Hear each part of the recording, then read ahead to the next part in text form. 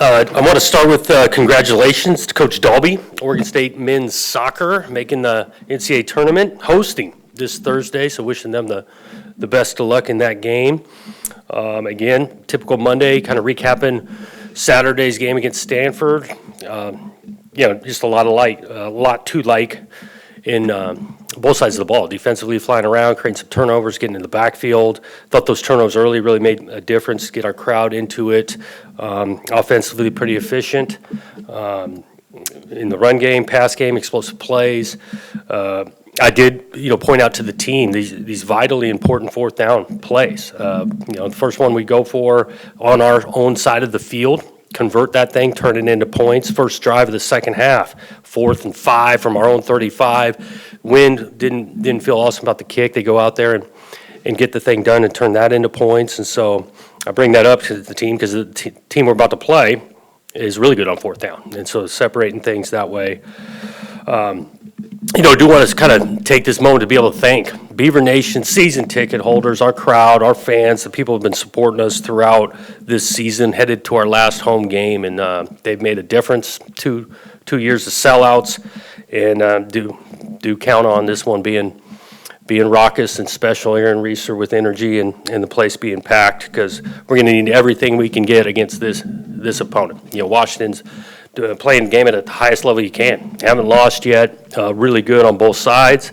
Well coached. Coach DeBoer's done a good job everywhere he's been, and his record speaks to it. One of the best quarterbacks in the country, throwing it to some of the best receivers in the country.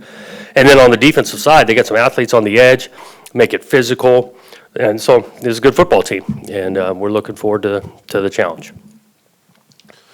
How fast is Damien Martinez? I mean, we know how fast Gould is and Irish.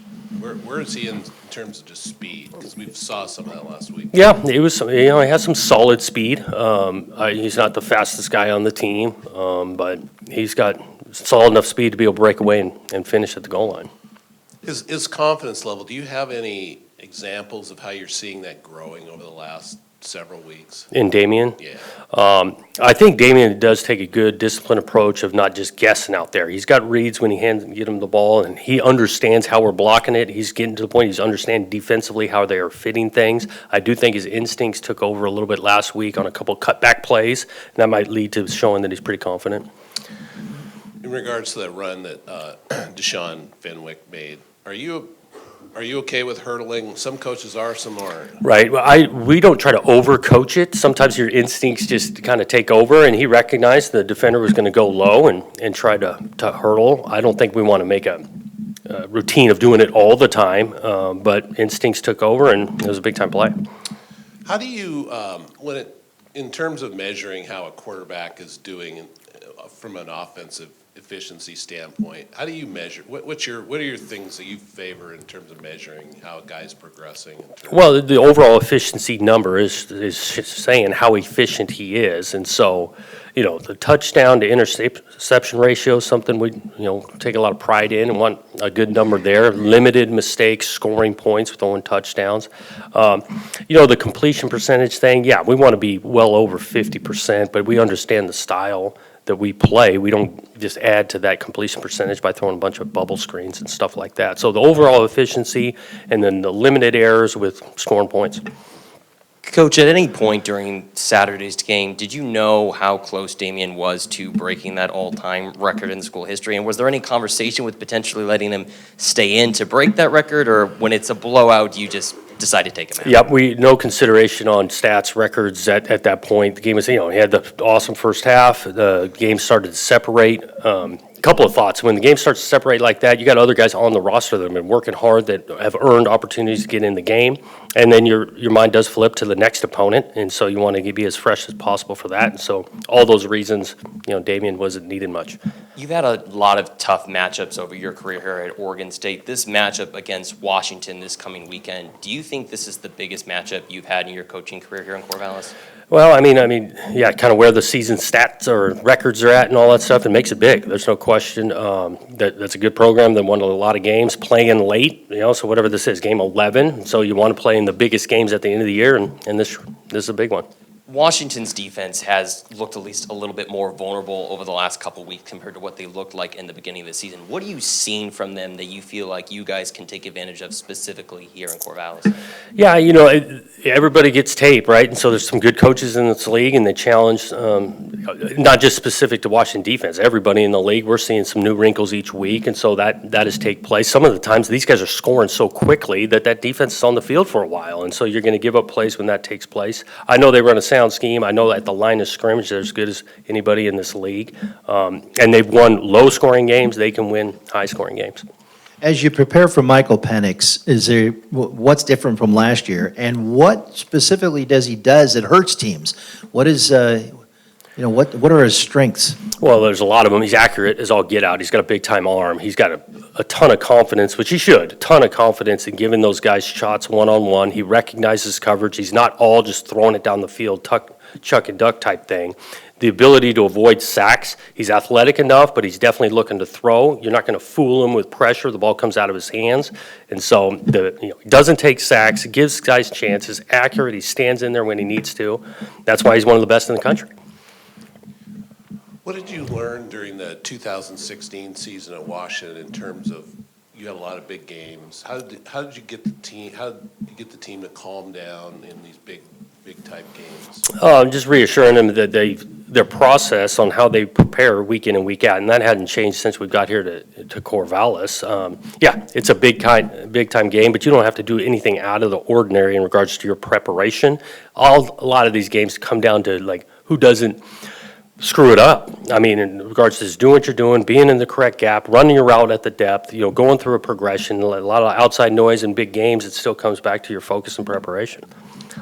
You might be the wrong guy to ask about this because you're always the home guy and at Research, but what exactly makes Research difficult to plan for a visiting team? Because it's not obviously a big stadium. And what exactly is it? Is it the way the noise comes down on the field? Yeah, I think it's not the biggest stadium, but the energy in the stadium created by our fan base is unique. Not many are like that. I think even the travel piece, you're not staying right here in Corvallis, you're staying whether you're in Eugene or Salem. That's a transition about an hour leading into the game. Most places you don't have to do that. Obviously, hopefully the product that you're playing, right, the team you're playing. So I think those play into it. On a week like this, do you just anticipate players being in here more often, watching video and things like on the bigger? I mean, even though you want every week to be the same, do you expect to see guys in there watching more video? And things? I don't know about way more. They're definitely going to be in the building. They've been doing that all year long. Again, we're sticking to our process. We digest the game yesterday against Stanford. This is the off day. Hopefully they're out going to class today, and then maybe get some early prep on the film. We'll get in there Tuesday morning and talk as a team about the game and go through our normal routine practice-wise, and I don't see it being drastically different. It seems like last year there was a lot of vengeance in the air.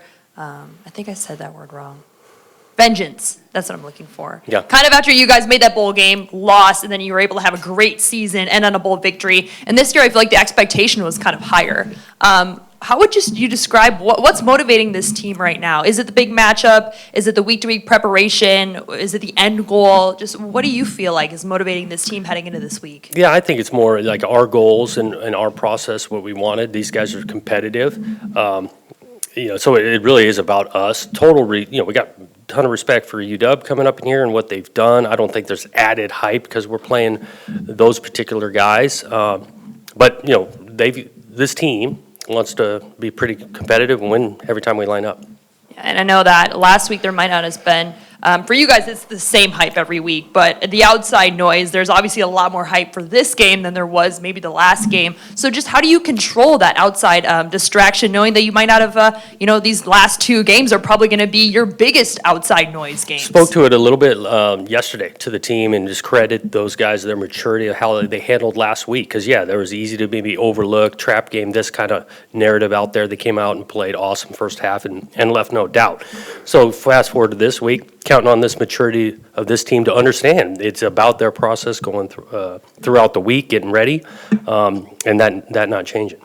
I know, just as a head coach, now that you're able to kind of put the Stanford game behind you, focus on this game. Just as a head coach, like what matchup are you most excited to see, to prepare for, then, look forward to seeing if your guys execute on Saturday? Yeah, I mean, it could go a lot of ways here. I mean, what they present offensively, and again, the challenge that is for our defense to fly around and try to slow it down. You're not going to completely stop them, but try to slow them down, and what that looks like, vice versa, offensively. Opportunity against a good defense. It's good up front. Well, we think we're solid up front too, in that matchup.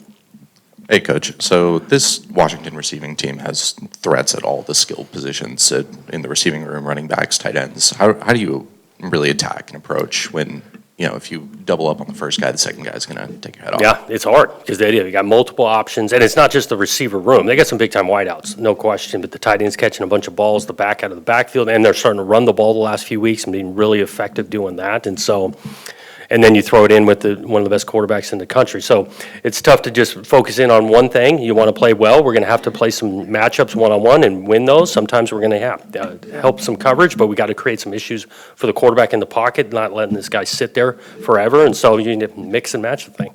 And Aiden Childs in your quarterback room has just really continued to excel. He looked great versus Stanford. Is there any pressure to play him a little bit more in this matchup, or do you not want to compromise DJ's rhythm? Yeah, because that's right. The DJ's rhythm, and he's played really well. I think DJ had like 6 series, he had 6 touchdowns, and so we're always trying to balance that. I think it's been effective, the way we've done it with the third series. Aiden's gone out there. I think now we're at 4 or 6 in that third series of him scoring some points. DJ's gotten back in there, and so that rhythm has worked well. Turning the attention to the defense, what have you seen out of Chatfield so far this season? I mean, top 5 in sacks in the Pac-12 and interceptions as well too. How's he stepped up this season from last year to this year? Yeah, he's stepped up in a big way. He just shows up in the backfield, obviously not being in the right spots, but actually catching the ball on interceptions. Not always that easy, and it's a great story for him. I mean, he's been working hard, and to turn this season into the type of thing he's having, he earns a lot of that credit for the work ethic and getting put in the right positions. And in terms of injuries for this week, is there anybody new that we don't know about yet, or guys that are Right. kind of headed in this week? I think big ones we'll see where Levengood is at the end of the week. We're optimistic, but that'll be an end of the week thing. I think we came out of it okay. We'll kind of see Grant Stark, who got dinged a little bit. That'll be something toward the end of the week to find out. I think Coop came out okay.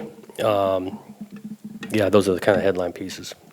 Coach, what about Calvin Hart Jr.'s game this past Saturday? How physical he was? Yeah, productive, bunch of tackles, being in the right spot. I think he's played back-to-back weeks, his best ball since he's been here, which is really nice to see. You mentioned Washington being able to run the ball.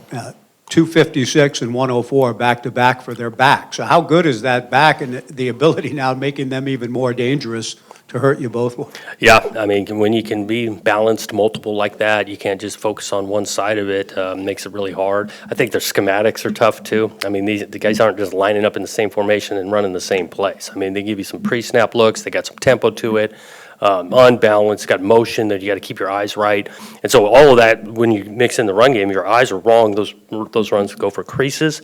They got a big-time receiver, quarterback thing, but you can't abandon stopping the run.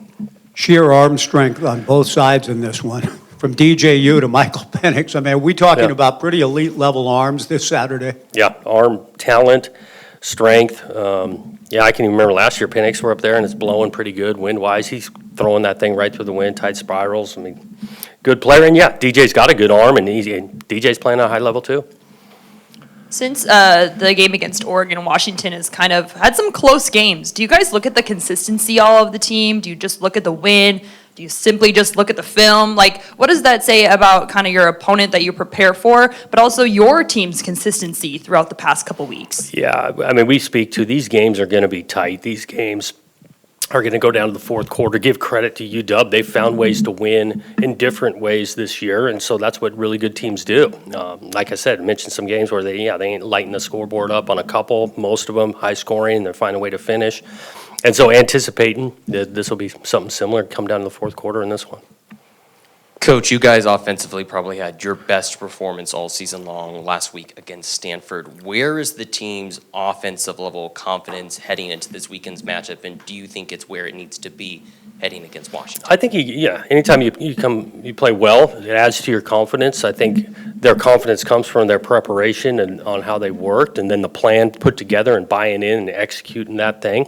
Each week is going to be new. This is going to be new scheme defensively, new players and all of that. And so they understand what they're capable of and confident that if they put in some work, they can put out a good performance. Coach, last thing, and that is all the talk about Washington's offense. That defense last week gave up 306 yards in the first half to Utah and then just shut them out in the second half. I mean, Yep.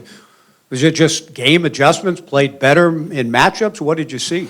I think you talk about a competitive group. However the first half goes, they can make some adjustments and then play for 4 quarters. Give that staff some credit on the defensive side for, adjustments and emphasizing some things maybe they didn't in the first half. And to anybody in this league to shut them out for a full half, that's big-time defense.